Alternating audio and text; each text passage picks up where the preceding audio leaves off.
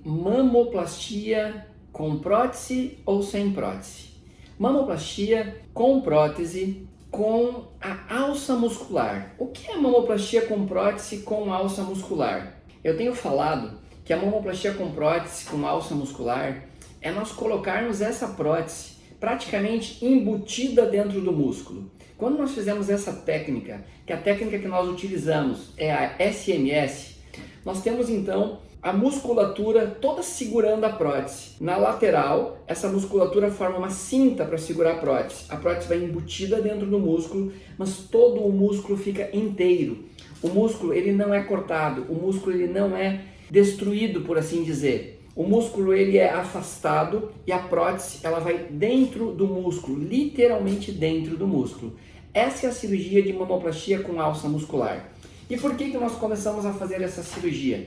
Porque a partir de 2016, quando soubemos que poderíamos ter alguns problemas com cápsulas de prótese, com linfoma de células gigantes de cápsulas de prótese, passamos então a utilizar as próteses lisas. As próteses lisas precisam de uma segurança a mais desse implante. Essa segurança a mais é esse músculo que vai, num conjunto, firmar e segurar um pouco mais essa prótese. Algo diferente dessa alça muscular são as mamoplastias com a questão do sutiã interno. Muitas das cirurgias nós utilizamos então as duas técnicas. Por que o sutiã interno? O sutiã interno é uma técnica que utilizamos então há muito tempo, há mais de 20 anos, mas que não recebia esse nome.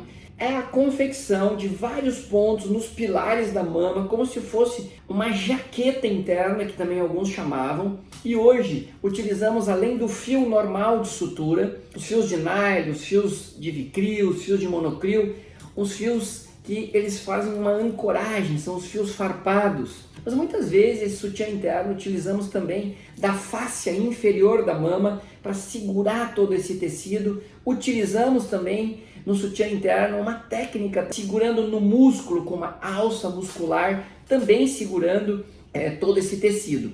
E muitas das vezes, além desse tipo de técnica, nós utilizamos também a mamoplastia sem prótese. Nós utilizamos essa técnica também, para que a gente possa ter mais segurança dos tecidos. Então, eu podia te dizer que aqui eu procurei falar sobre a mamoplastia ou a mastopexia com prótese, utilizando a alça de músculo e também o sutiã interno. Mas a gente pode usar separadamente também essa técnica do sutiã interno nas mastopexias ou nas mamoplastias puras e simples, usando um retalho de pedículo inferior com a sua própria mama. Muitas pacientes têm chegado a nós, pacientes jovens, pacientes muitas vezes que ou têm dúvida de colocar o silicone, ou não querem colocar o silicone, ou efetivamente a gente até não indica colocar o silicone. Pacientes que têm uma mama grande, muitas das vezes uma mama simplesmente tosada ou caída e que querem reconstruir a sua mama. Essas pacientes que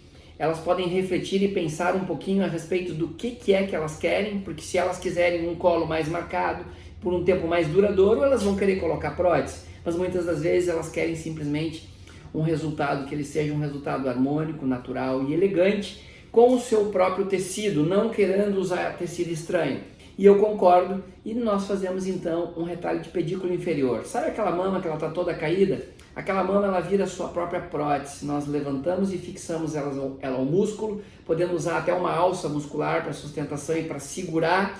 Utilizamos o fio então farpado e outros para fazer o sutiã interno e temos também um resultado muito bacana. Nós temos muitas pacientes jovens então nos procurando para fazer essa cirurgia. A cirurgia na adolescência e no adulto jovem ela tem sido muito frequente. Por que isso? Porque as pacientes elas estão cada vez mais tendo uma menarca, a primeira menstruação muito precoce. Com isso, o corpo não está totalmente preparado, há uma descarga muito grande hormonal. As pacientes muitas vezes emocionalmente não estão bem e acontece além do problema hormonal, um problema que é um distúrbio que eu diria de nutrição emocional. Essas pacientes então também com um excesso de informações que a gente tem circulando, principalmente nas mídias sociais, elas não conseguem digerir toda essa informação, elas não conseguem entender o que está acontecendo com o corpo em relação aos seus hormônios e essas pacientes então elas acabam num distúrbio emocional e nutricional, se alimentando, se descontrolando de uma maneira em que ainda a mama, que é tecido mamário e gorduroso, começa a se desenvolver ainda mais e acaba aumentando e acarretando um problema muito maior.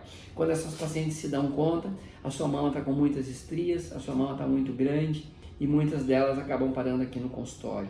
Há então nessas pacientes uma questão de que a gente possa fazer elas entender que a gente pode sim estar junto para ajudá-las, que elas chegaram com a mama num determinado jeito, a gente faz um diagnóstico, nós vamos poder fazer uma correção cirúrgica, mas essas pacientes efetivamente elas têm um período no qual elas vão poder ser operadas, que é 3 anos depois da primeira menstruação, e que essas pacientes precisam ter um entendimento que elas vão precisar cuidar a parte nutricional, a parte de atividade física, e elas vão precisar ser despertadas para começar a aprender a cuidar da sua própria saúde, da sua própria vida. Porque a partir do momento em que elas têm essa mama tão alterada, significa que outras coisas também podem estar alteradas. Por isso, nós fazemos um preparo pré-operatório, onde nós vamos pedir vários exames da parte bioquímica, vários exames de imagem, para que eu possa te avaliar, para que eu possa te ajudar. E por isso, a gente estar presente 100% dentro daquilo que a gente quer fazer, eu acredito que é o que tecnicamente vai dar mais certo. Que todas vocês tenham uma excelente semana e que nós possamos evoluir na paz, na alegria e na nossa saúde. É isso que eu te desejo. Até breve.